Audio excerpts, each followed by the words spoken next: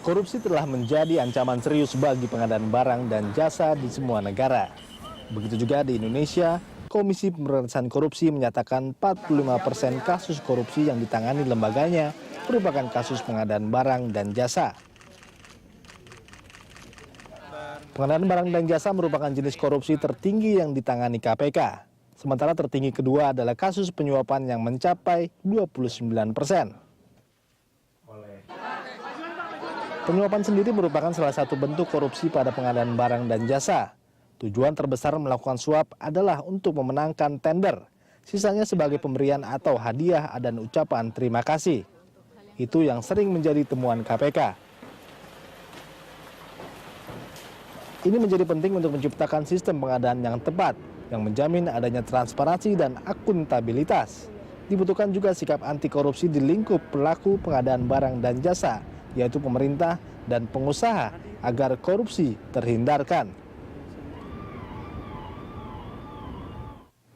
Ya, untuk membahas lebih lanjut mengenai penegakan sistem integritas dan anti korupsi dalam pengadaan barang dan jasa di Indonesia, telah hadir di studio kami Senior Advisor Kemitraan Laode Muhammad Syarif dan juga dari Indonesian Business Link Muhammad Fahmi. Selamat siang Pak Syarif, selamat siang Pak Fahmi. Terima kasih telah bergabung bersama kami. Kita kalau berbicara mengenai korupsi ini di Indonesia sepertinya kasusnya terus ada gitu ya, tidak pernah berhenti. Selalu tampaknya itu korupsi sudah menjadi budaya begitu ya, kasarnya begitu ya. Saya akan langsung kepada Pak Syarif. Pak Syarif, percayakah Anda kalau sebetulnya korupsi itu sebetulnya bisa diberantas sampai akar-akarnya di Indonesia? Oh, pertanyaan yang sangat sulit, tetapi saya mau ingatkan sesuatu bahwa tahun 61 itu Muhammad Hatta sudah bilang gini, jangan biarkan korupsi itu jadi budaya di Indonesia. Itu tahun 61. Karena dia sudah takut waktu itu bahwa korupsi itu memang kelihatannya sudah mengakar gitu di Indonesia. Itu padahal tahun yang dulu. Dan sampai hari ini kan makin parah. Makin parah. Tetapi apakah kami bisa pemerintah atau kita semua rakyat Indonesia bisa memberantas korupsi sampai ke akar-akarnya? Kita harus optimis. Karena ada negara di dunia seperti Norwegia, Denmark, itu hampir bisa dikatakan zero corruption. Jadi memang bisa kalau kita mau. Nah Pak Syarif, kenapa kementerian itu menganggap penegakan sistem integritas dan juga anti korupsi ini berada dalam pengadaan barang dan jasa pemerintah? Ini yang paling penting kayaknya untuk dibahas dan juga ditelusuri. Nah, kenapa menurut Anda? Iya, karena kami di kemitraan telah lama bekerja dengan LKPP ya, Lembaga Pengadaan Barang dan Jasa Pemerintah. Salah satunya adalah bahwa kalau kita lihat bupati atau menteri atau pejabat tinggi negara yang masuk penjara dan ditangkap oleh KPK, kebanyakan itu dari kasus pengadaan barang dan jasa. Yang kedua, penyalahgunaan perizinan.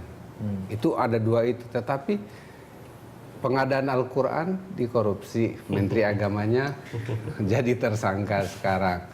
Simulator SIM, polisi, ya itu semua jenis, dan hampir 300 bupati yang lain itu masuk penjara gara-gara sistem pengadaan barang dan perizinan. Oleh karena itu kami di kemitraan melihat bahwa ini harus kita perbaiki sistem pengadaan ini supaya bisa lebih transparan, akuntabel, dan tidak dijadikan kong kali kong atas antara pengusaha dan pemilik proyek. Seperti itu. Makanya penting ya Pak. Baik, kalau sudah menyebutkan nama pengusaha, saya langsung tanya kepada Pak Fahmi. Pak Fahmi, kalau menurut Anda, pengamatan Anda di dunia bisnis, apakah memang pengusaha kita selalu identik dengan kasus-kasus pelanggaran hukum? Mungkin seperti disampaikan Pak Syarif tadi, khususnya di pengadaan barang dan jasa. Apakah betul itu Pak Fahmi? Jadi kalau setiap bicara dengan para pelaku bisnis gitu ya, baik yang Indonesia maupun yang multinasional yang bergerak di Indonesia, mereka tuh punya keinginan untuk satu, bisnisnya itu bertahan untuk selama-lamanya. Artinya sustainability itu penting buat mereka. Nah, untuk itu pertanyaannya adalah bagaimana bisnis yang sustainable. Nah, bisnis sustainable itu ya artinya bagaimana resiko-resiko yang ada itu bisa diminimalisir. Salah satunya adalah risiko korupsi tadi. Kalau kami melihatnya gini, di pengadaan barang dan jasa itu ada supply, ada demand. Di mana supply itu para pelaku bisnis yang melakukan usahanya menyediakan barang dan jasa.